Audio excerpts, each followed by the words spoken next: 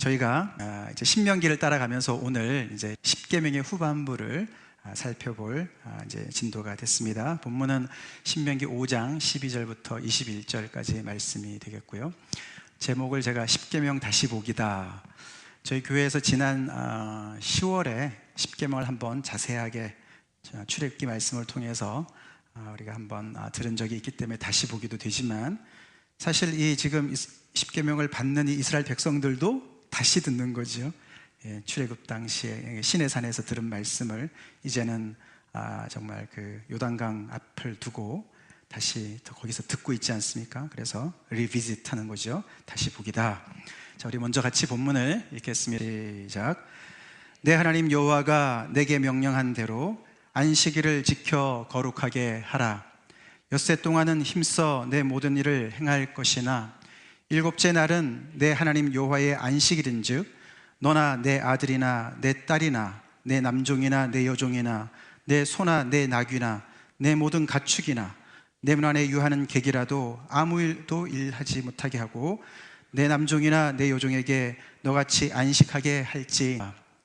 너는 기억하라. 내가 애굽 땅에서 종이 되었더니 내 하나님 여호와가 강한 손과 편팔로 거기서 너를 인도하여 내었나니 그러므로 내 하나님 여호와가 내게 명령하여 안식일을 지키라 하느니라. 너는 내 하나님 여호와께서 명령한 대로 내 부모를 공경하라. 그리하면 내 하나님 여호와가 내게 준 땅에서 내 생명이 길고 복을 누리리라. 살인하지 말지니라. 간음하지 말지니라. 도둑질하지 말지니라. 내 이웃에 대하여 거짓 증거하지 말지니라. 내 이웃의 아내를 탐하지 말지니라. 내 이웃의 집이나 그의 밭이나 그의 남종이나 그의 여종이나 그의 소나 그의 나귀나 내 이웃의 모든 소유를 탐내지 말지니라. 아멘.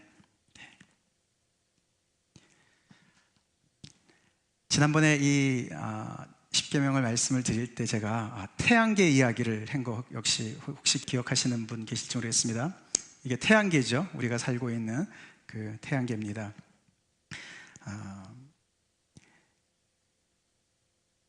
이 태양을 중심으로 한 이 행성들이 이렇게 공전을 하지 않습니까? 무거운 태양을 중심으로 해서. 그래서 십계명 이야기를 할 때 왜 태양계 얘기를 이제 드렸냐 하면 이거죠. 이런 상상을, 끔찍한 상상을 잠깐이라도 해보면은 태양계에서 태양이 사라진다면 무슨 일이 벌어질까? 어마어마한 일이 벌어지겠죠. 일단은 뭐 빛도 이제 안 오겠지만 뭐 추워지는 거는 뭐 물론이거니와 이 중심을 잡고 있는 태양이 사라지면은 완전히 모든 행성들이 그냥 우주 바깥으로 다 이제 흩어져서 이제 날아가겠죠. 엄청난 무질서가 생기겠죠. 그렇게 살고 있었던 인생들에게, 그렇게 살고 있었던 애굽 사람들에게, 그리고 그들 속에 종으로 살았던 이스라엘 백성들에게 하나님께서 찾아오셔서 그들을 구원해내시고 그들의 인생의 무게중심을 잡아주시기 위해서 십계명을 주시는 거다. 그렇게 말씀을 드렸습니다. 하나님이 빠져있는 인생은 태양계에서 태양이 사라진 것과 같은, 그래서 무질서와 혼돈이 끊임없이 일어날 수밖에 없는, 그래서 서로가 부딪히고 싸우고 그렇게 싸울 수밖에 없는 그런 상황이 된다라는 것을 우리가 기억을 해야 됩니다. 그래서 하나님께서 그 많은 민족들 중에 아브라함과의 언약을 기억하시고 이스라엘 백성들을 택하시고 그들이 적은 수로 있을 때, 그들이 너무너무 불쌍하고 가련한 모습으로 있을 때 그들을 찾아가셔서 그들에게 당신을 드러내시고 계시하시고, 그리고 그들의 인생 속에 태양이 되시는, 그들의 인생의 중심이 되시는 하나님의 그 자리를 찾아가시면서 십계명을 구체적으로 주시는 거예요. 그래서 우리가 지난번에는 1계명부터 3계명까지를 들어봤는데, 그것은 이렇게 화살표로 그린다면은 하나님과 인간 간의 수직적인 관계에 대한 말씀이었습니다. 나 외에는 다른 신을 내 앞에 두지 말라. 나만 섬겨라. 그렇게 말씀하셨습니다. 너를 위해서 우상을 만들지 말아라. 나를 섬겨라. 다른 우상 말고, 껍데기 말고 나를 섬겨라. 세 번째는 뭐였습니까? 여호와의 이름을 망령되이 일컫지 말아라. 여호와의 이름, 모든 세계에다 하나도 안 가르쳐 주신 그 이름을 퍼스널한 야훼 하나님의 이름을, 당신의 이름을 그 백성들에게 알려주시면서 이 이름을 무게 있게 제대로 합당하게 잘 써라, 그렇게 말씀을 1계명부터 3계명까지 이렇게 해 주셨습니다.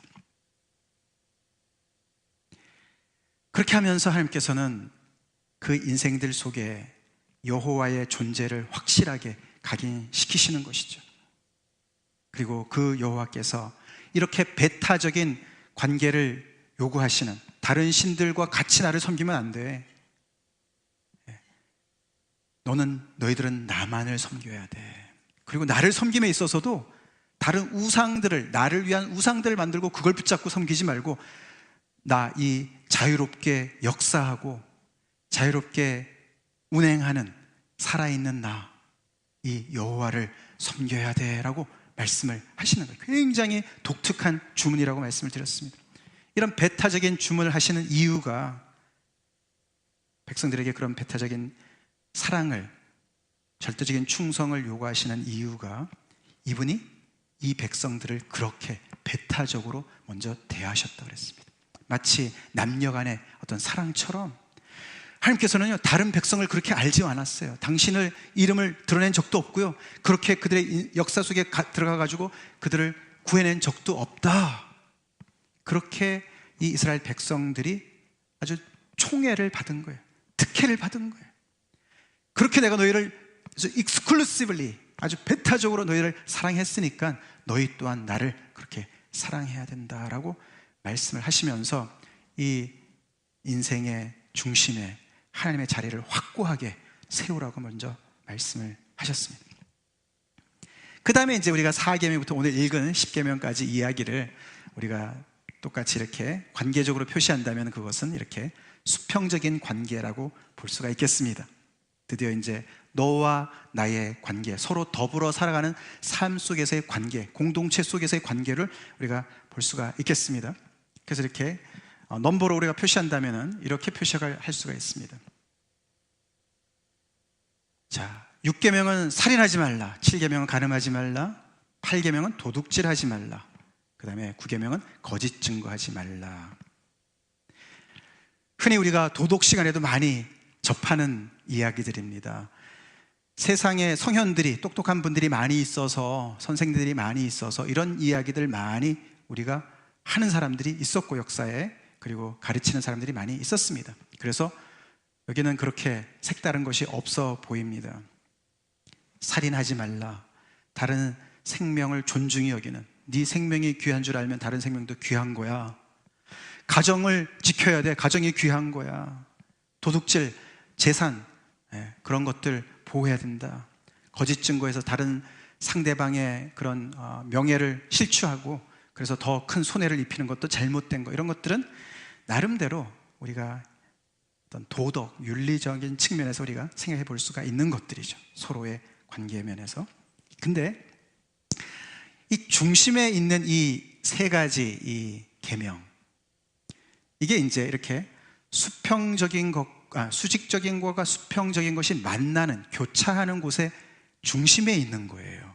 그게 4계명과 5계명과 10계명입니다. 이게 중심에 있기 때문에요, 이렇게 보면은 수직적인 것 같고 이렇게 보면은 수평적인 것 같은 양쪽을 같이 가지고 있는 계명입니다. 이 세 가지 계명이. 그래서 어떻게 보면은 10계명을 수직적인 것과 수평적인 것을 딱 잡고 있는 중심축이라고 할 수가 있습니다. 그래서 오늘은 거기에 제가 초점을 맞춰서 말씀을 드리기 원합니다. 혹시 자세한 이 각각의 그 계명이 궁금하신 분들은 제 설교 사이트에 작년 10월 11월에 보시면은 자세하게 설명을 드렸습니다. 그래서 이 4, 5, 10계명이 뭐냐 하면은 4계명은 안식일을 준수하라는 계명입니다. 오늘 말씀에 보면은 너나 내 아들이나 내 딸이나 남종이나 여종이나 소나 나귀나 모든 짐승까지도 아무 일도 하지 말으라고 얘기합니다. 이상하게 아내는 빼놨어요. 아내는 일해도 된다는 얘기인지 모르겠는데 그건 아니겠지만요.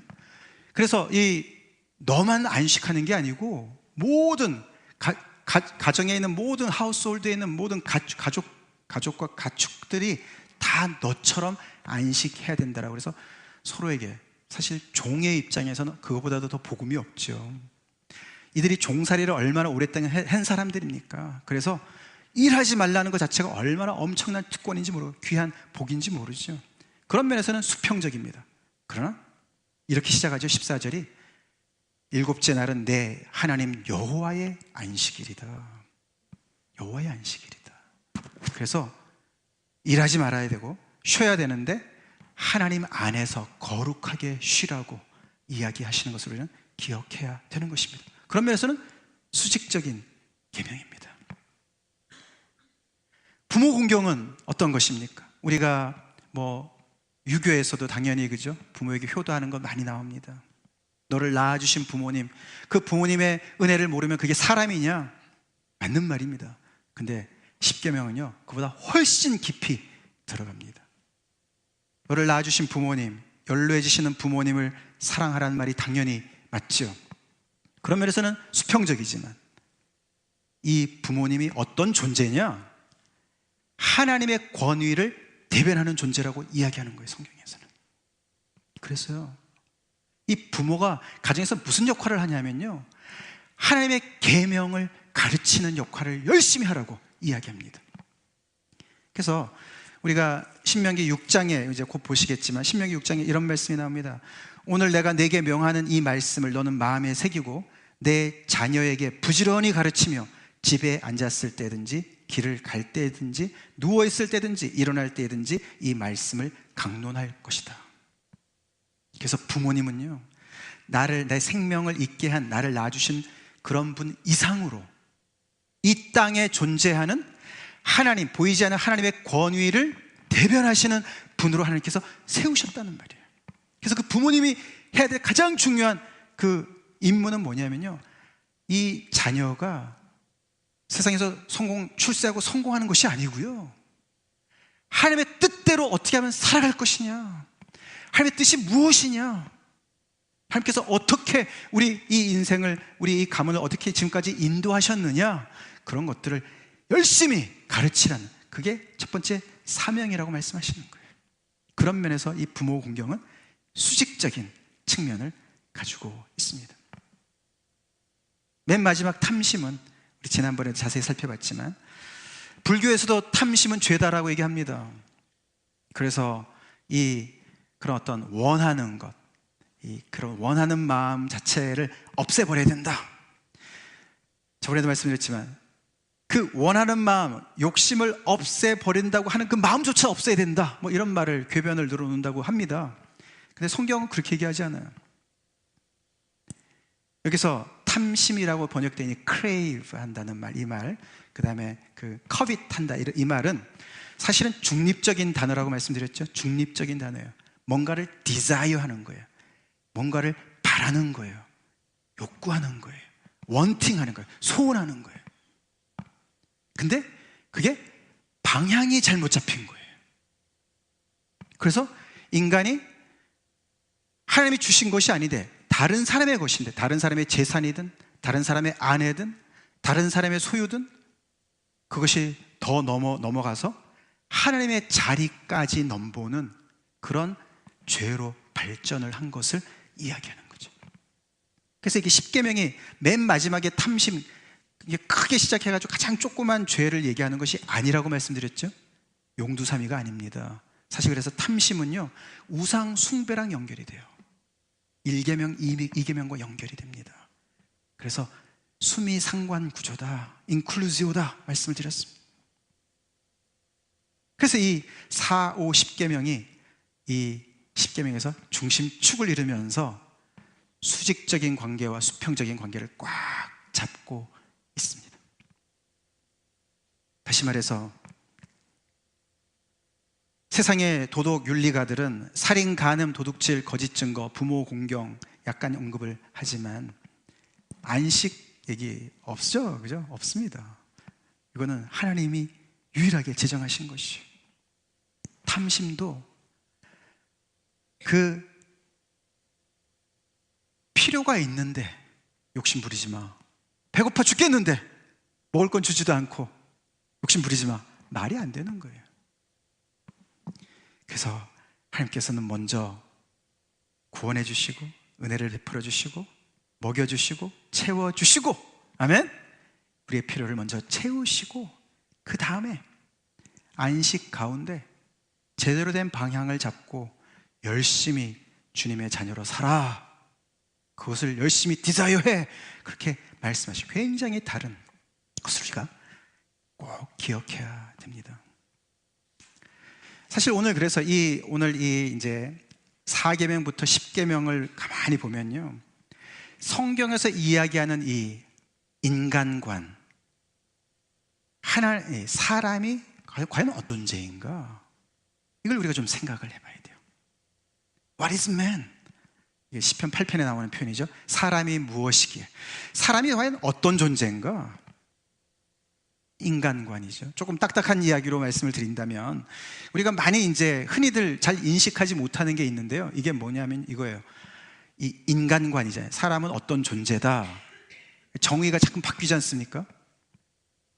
그리고 우주관도 많이 바뀌어요. 우주관도 바뀌고, 그 다음에 신관, 이 신의 존재, 하나님의 존재에 대한 생각들도 많이 바뀝니다. 근데 이 세 가지가 굉장히 밀접하게 연결됐다는 것을 우리가 많이 놓치고 살아갑니다. 그래서요, 인간관에 대해서 아까도 말씀드렸지만 하나님을 안 믿는 사람들도 살인, 간음, 도둑질, 거짓 증거, 죄라고 얘기합니다. 그렇지만 그들은요, 다른 우주관을 가지고 있고 다른 신관을 가지고 있기 때문에요, 비슷한데 어디 가서 확 달라져 버리는 거예요. 성경에서 이야기하는 거랑요 굉장히 다른 얘기를 합니다. 예를 들어서요, 우리가 미국의 아주 유명한 소설가 마크 트웨인 있잖아요. 마크 트웨인, 그 소설 많이 썼지 않습니까? 그분이 이런 말을 했습니다. 하나님이 인간을 창조하시긴 하셨는데 마지막 날에 창조 6일째 너무너무 피곤해 지쳤을 때 마지막에 창조하셔가지고 인간이 그렇게 문제가 많다, 약간 좀 위트가 있게 그렇게 표현을 했지만, 근데 이분은 그 얘기는 뭐냐면은 하나님께서 인간을 창조하실 때 성경은 사실은 인간 창조가 창조의 꽃이라고 얘기를 하거든요. 주인공은 맨 나중에 나타나잖아요, 그죠? 모든 것을 다 준비해 놓으시고 하나님께서 딱 주인공을, 마치 아이가 태어날 때 모든 걸 다 준비해 놓고 탄생을 기다리듯이 말이죠. 더 맨 나중에 나온 게 이제 자매 아닙니까? 그치? 정말 꽃 중에 꽃이 자매다, 뭐 이런, 그렇게 성경은 그렇게 얘기하거든요.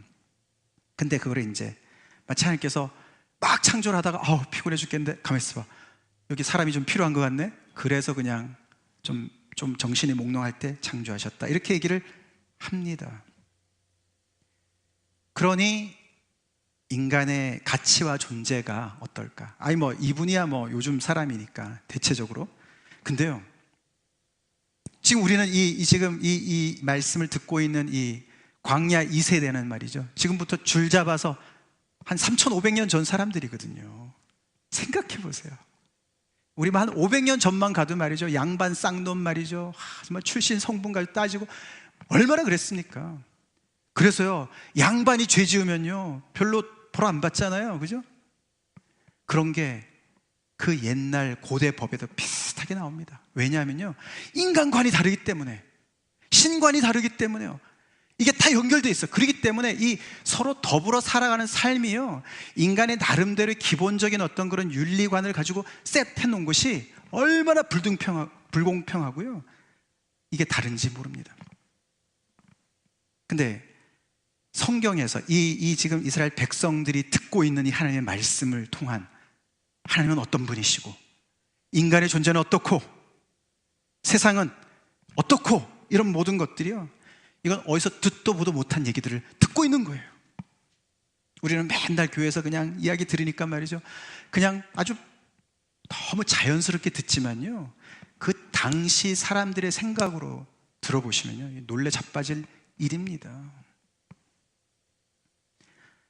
예를 들어서 그 당시에 메소포타미아나, 그 문명지 아닙니까? 메소포타미아, 아니면은 애굽, 이들이 탈출한 애굽, 아니면은 그 이후에 그리스 신화가 발전한 그런 그리스 로마, 그 철학자들이 많이 나온 그런 세대 다 따지고 보면요, 그들은 주로 신이 어디서 나오는지 아세요? 어떤 원시적인 어떤 물이 있습니다.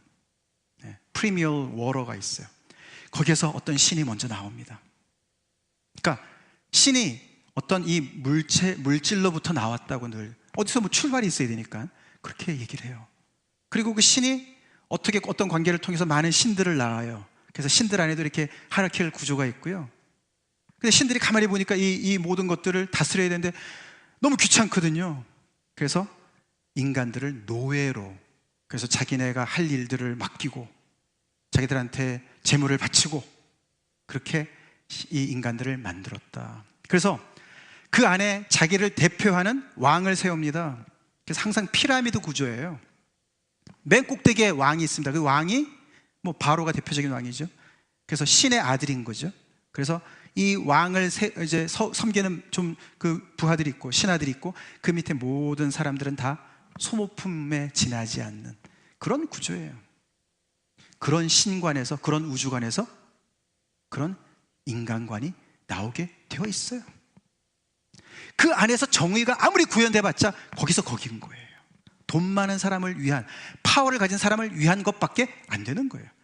그 바로를 중심으로 한 그 사회를 섬기기 위한 모든, 거기에 그냥 소모품으로 쓰여지는 존재로 만들어졌다라고 생각하는 거예요.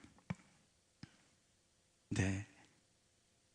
창세기를 통해서, 구약의 말씀을 통해서 이 이스라엘 백성들이 계속 듣는 말씀은 뭡니까? 하나님은 이 천지를 창조하신 분이시다. 무에서 유를 창조하신 분이시다. 어디에서 유도되신 분이 아니시다. 그래서 이 다른 신들은 이 우주로부터의 어떤 그런 그 도움을 받아야 되거든요. 근데 하나님은 스스로 존재하시고 스스로 모든 것이 다 충만하신 그런 분이시라고 성경이 얘기하는 거예요. 그리고 인간을 하나님의 형상대로 지으셨다고 얘기를 하는 것이죠. 그래서 이 형상이라는 단어가 우리가 지난번에 살펴봤던 이 우상이라는 단어랑 거의 비슷한 단어입니다. 하나님은 우상을 너무너무 싫어하시는데, 근데 신기하게도 하나님을 닮은 존재를 직접 만드셨는데 그게 인간인 거예요. 그래서 특별히 이런 이 신관과 인간관과 이 우주관이 함께 나오는 이 시편 8편 이야기 조금 이따 보겠지만 함께 다 나오는데요. 거기 보면은 하나님께서 인간을 당신보다 조금 못하게 지었다, 이런 표현이 나올 정도로, 그리고 그 인간이 이 우주를 다스리도록 만드셨다고 그래요. 그리고 하나님께서는 이 우주가 당신의 필요를 채우기 위한 어떤 공급처가 아니라 그들을 끊임없이 복주시기를 원하시는 그런 하나님으로 나옵니다. 그들에게 생육하고 번성하고 땅에 충만하라고 축복하시는 거예요. 그리고 보시면서 심히 좋다, 할렐루야, 이런 분이 야훼 하나님이세요. 성경 속에 하나님이세요. 아까 말씀드린, 같이 읽어보겠습니다. 시작. 그를 하나님보다 조금 못하게 하시고 영화와 존귀로 관을 씌우셨나이다. 그 당시 사람들은 물론이고 요즘에도 이런 인간관을 가지고 믿고 살아가는 사람들 정말 보기 드뭅니다. 과학이 발전하면 뭐랍니까? 진화론에서 유도되어 가지고 인간은 다 그냥 아메바의 후손이다, 원숭이의 우리 조상이다, 이런 말 하고 있지 않습니까?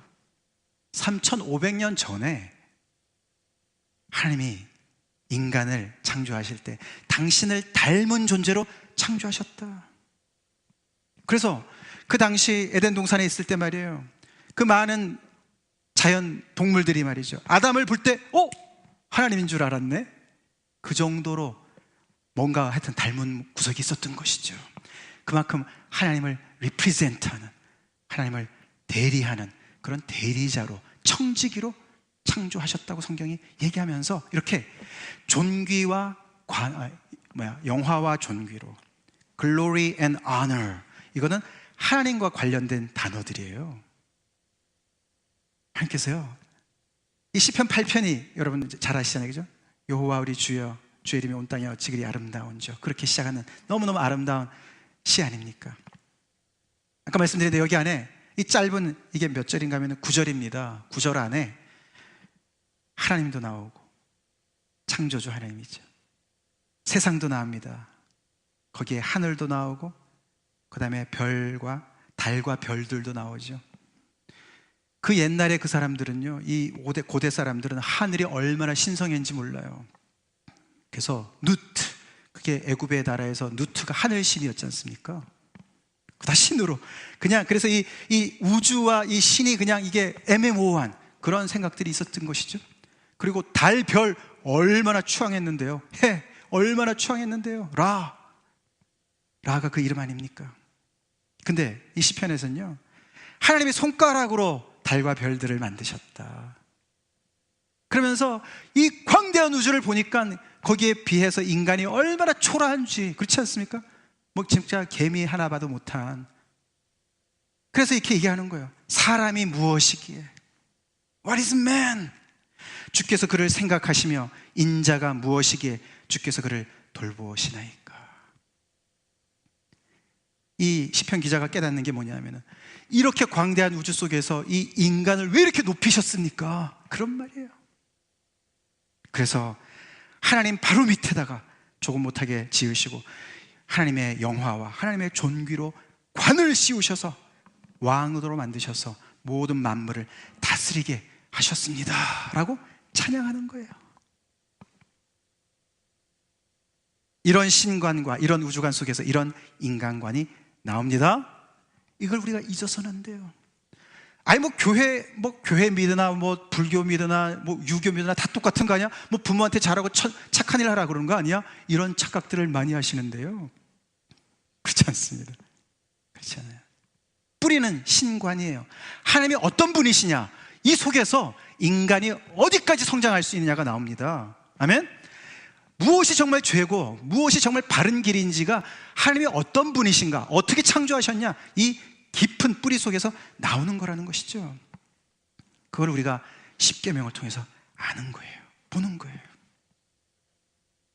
그래서 특별히 오늘 이 7가지 계명 중에서 중간에 이 중심을 이루고 있는 4, 5, 10계명을 다르게 표현을 한다면 안식의 은혜와 권위 아래 사는 삶, 올바른 지향성이라고 바꿀 수가 있습니다. 결국 하나님께서 이들에게 십계명을 주시는 목적은 그들을 다시 올가매기 위해서, 그들을 종삼기 위해서, 이거 하라 저거 하지 마라 그렇게 해서 많은 룰을 줘가지고 그들의 자유를 박탈하기 위해서 하시는 것이 절대로 아니고요, 그냥 세포 마디 꽉 절어 있는 우상 숭배로부터 자기가 바로 형상인데, 하나님의 형상인데, 그렇게 지음을 받았는데 그 하나님의 형상인 영광은 다 어디다 팔아먹고 말이죠, 말도 못하고 냄새도 못 맡고 뭐 아무것도 하지도 못하는 그런 우상을 따라가는 그 불쌍한 그 존재들을 다시 부르셔서 하나님의 형상, 원래 창조의 모습인 하나님의 형상을 회복하라고 십계명을 주신 줄로 믿으시기 바랍니다. 그거예요. 오늘의 핵심은 그거예요. 지난 1계명부터 3계명은 하나님과의 배타적인 관계라면 4계명부터 10계명까지는요, 어떻게 하면 하나님께서 우리가 하나님의 형상대로 회복될 수 있을까? 그것이 하나님의 소원이에요. 그 중심에 하나님은 우리가 우리 인생의 가운데 권위를 바로 잡으라고 말씀하시는 거예요. 눈에 보이는 부모님부터 시작해서 보이지 아니하시는 하나님을 우리 인생의 무게 중심으로 잡으라고, 그래야만 우리 하나님의 형상을 회복할 수 있다고 말씀하시는 겁니다. 태양이 사라졌던 태양계에 다시 태양이 자리를 잡듯이 권위 아래 사는 삶. 우리 부모님들의 권위는 누굽니까? 부모님들도 부모님이 계셨습니다. 다 돌아가셨으면 부모님의 권위는 하나님이시죠. 아멘? 우리의 최종의 권위는 하나님이시죠. 민호 형제님이 참 아름답지 않습니까? 아들 준우한테 하나님이 말씀하시네. 아름다운 광경이죠. 하나님의 권위가 살아있는 가정이기 때문에 그런 줄로 믿습니다. 권위 아래 사는 것이 인간이 곱비 풀린 망아지처럼 말이죠, 아무런 권위를 인정하지 않고 거기에서 그렇게 정말 모든 권위를 다 내팽개치면 자유로울 줄 알았죠? 너무나 놀랍게도 그렇게 똑똑한 척 했던 그 존재가 아주 그냥 우매하게 되어서 버러지를 숭상하고 있다. 로마서 1장 얘기 아닙니까? 하나님께서 주신 순리를 다 버리고 영리로 남자가 남자와 여자와 여자가 그런 모든 동성애 뭐 이런 모든 것들 다 나오지 않습니까? 거기에 권위 아래 순종할 때 인생이 질서가 잡힙니다. 여러분 위에 권위가 있습니까? 왕입니까? 누구 말도 듣지 않습니까? 가정에서 부모님 안 계시면 자녀도 믿는 사람의 이야기라면 듣는 권위, 하나님의 말씀에 권위를 두는 그 사람의 인생이 하나님의 형상을 회복하는 지름길로 가고 있는 것이에요. 근데 하나님은 말씀드렸지만 먼저 은혜를 주시는 분이세요. 할렐루야. 할렐루야. 우리 얼마나 하나님에 대해서 오해를 많이 하는지 몰라요. 이스라엘 백성을 봐도 그렇고 그들이 뭘 잘해서 하나님께서 그들을 선별해서 그래 너가 조금 잘하니까 걔 중에 나으니까 내가 너네 한번 써볼게 이러고 선택하셨습니까? 정말 아무도 거들떠보지도 않는 그들에게 먼저 손을 내미셨어요. 그들의 부르짖음을 들으셨어요. 그들의 눈물과 한숨과 아픔을 다 헤아리시고 그들의 이름을 아시고 그들의 그 모든 인격의 그 바닥에서 흘러나오는 그런 정말 절규를 아시고 그들을 처음으로 인격적으로 대해주신 분이 이분이세요. 그리고 그들에게 바로의 압제로부터 해방시키셔서 자유를 주시고 안식을 주셨어요. 하나님은 항상 먼저 주십니다. 할렐루야. 오늘 말씀에는 그들을 구원해서 너희들에게 안식을 줬기 때문에 안식해라.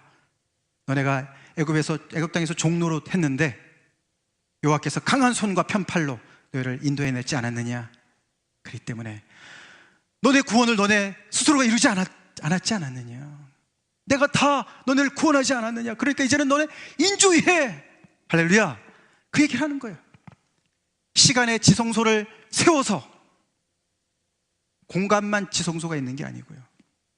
여기가 우리가 지성소라고 얘기한다면 시간에도 여러분들 지성소를 세워야 됩니다.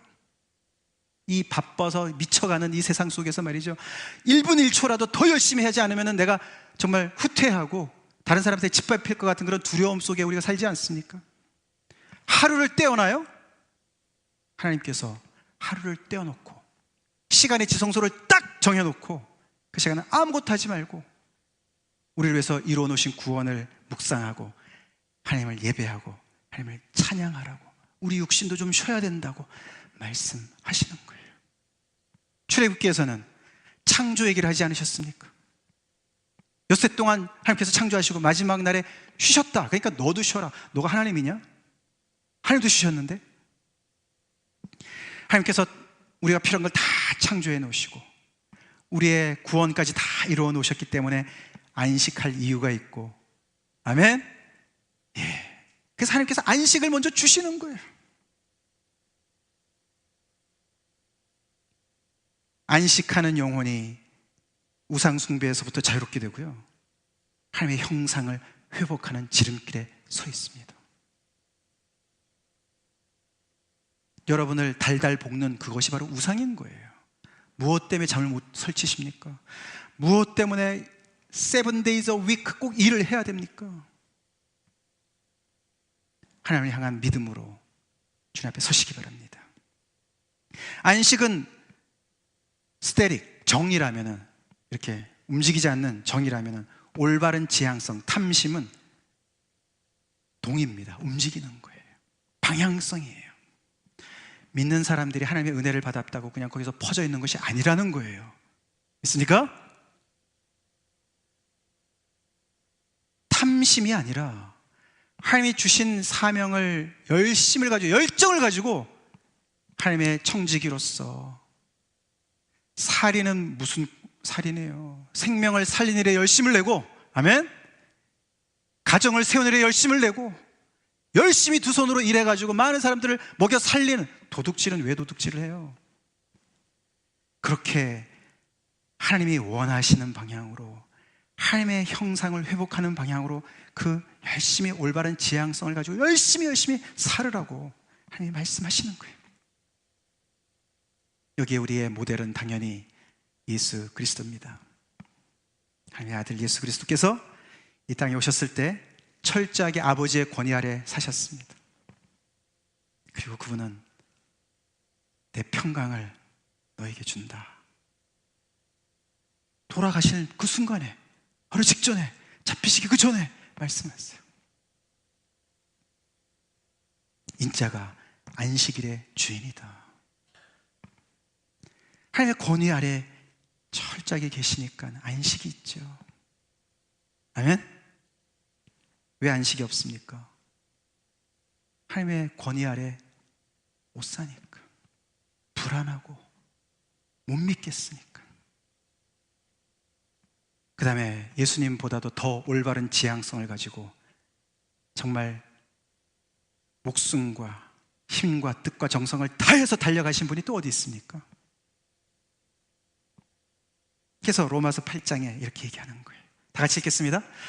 하나님이 미리 아신 자들을 또한 그 아들의 형상을 본받게 하기 위하여 미리 정하셨으니 이는 그로 많은 형제 중에서 맏아들이 되게 하려 하심이니라. 아멘. 예수님이 우리의 맏아들 되신대요. 하나님의 맏아들 되신대요. 우리가 다 예수님을 본받아서 그의 형제가 된다고 말씀하시는 거예요. 지금 이 가슴 터지는 얘기 아닙니까? 가슴 터지는 얘기죠. 그렇게 하나님의 형상이 회복되기를 하나님께서 그렇게 원하시는 겁니다. 다 같이 기도하시겠습니다.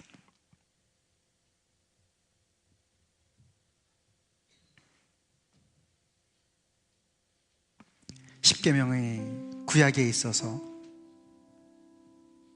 하나님의 엄위하심과 율법, 그 무거운 율법만을 우리가 생각하는 것은 엄청난 오해입니다.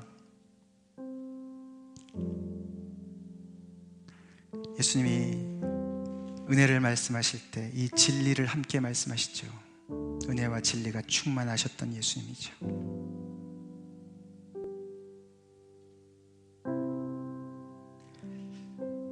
우리의 삶 속에 특별히 이 4, 5, 10계명을 오늘 깊이 적용해 봅시다. 나는 권위 아래 지금 겸손히 목숨 다해 살아가고 있나? 그 안에서 안식을 누리면서 하나님께서 주신 은혜를 만끽하면서 내가 안식을 누리기 위해서, 더 잘 살기 위해서 열심히 살아가는 것이 아니라 그 안식을 이미 주셨으니까, 구원을 이미 이루셨으니까 그 은혜 가운데 기쁨으로, 감사함으로 하나님의 형상대로 사랑하고 섬기고 있습니까? 하나님 앞에 다 같이 자신의 모습을 고백하겠습니다. 기도하겠습니다.